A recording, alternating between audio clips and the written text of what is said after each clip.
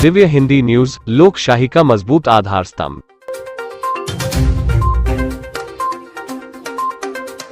Luxury travel बसों से माल की अवैध ढुलाई, अकोला में बड़ी समस्या। अकोला में अब लग्जरी ट्रैवल बसों का उपयोग सिर्फ यात्रियों के लिए नहीं, बल्कि माल की अवैध ढुलाई के लिए भी किया जा रहा है।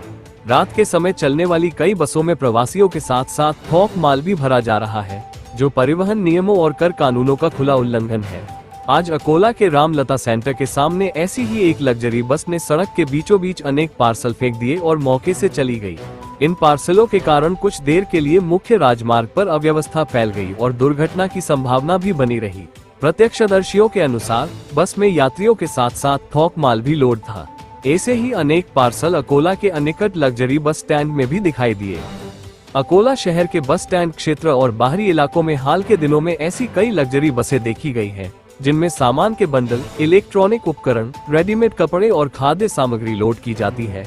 लग्जरी ट्रैवल बसें केवल प्रवासी परिवहन के लिए अधिकृत हैं, लेकिन जब उनका उपयोग व्यावसायिक माल परिवहन में किया जाता है, तो सरकार को परिवहन कर और लाइसेंस शुल्क का भारी नुकसान झेलना पड़ता है। साथ ही इन वाहनों की जांच भी मुश्किल हो जाती है, क्योंकि ये बसें अधिकतर टूरिस्ट या प्रवासी परमिट पर चलती है। माल के अत्यधिक वजन के कारण बसों की फिटनेस और बैलेंसिंग पर असर पड़ता है, जिससे सड़क हादसे की संभावना बढ़ जाती है।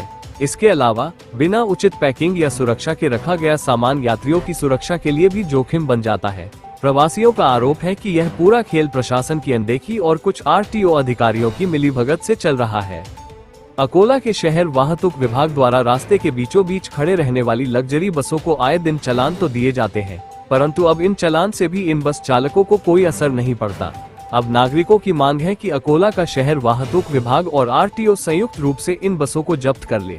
वहीं अब ये भी देखना ये होगा कि महाराष्ट्र के परिवहन मंत्री इस बढ़ते अवैध कारोबार पर क्या कदम उठाते हैं। क्या रात में चलने वाली लग्जरी ट्रैवल बसों की जांच के लिए विशेष टीम गठित की जाएगी, या यह अवैध धंधा इसी तरह जारी रहेगा और बस दुर्घटनाओं में निर्दोष नागरिक मारे जाते रहेंगे। नमस्कार, आप देख रहे थे दिव्य हिंदी न्यूज। हम सिर्फ जानकारी देने का ही कार्य नहीं करते, बल्कि लोकशाही के चौथे मजबूत आधार स्तंभ की भूमिका निभाने का भी कार्य करते हैं।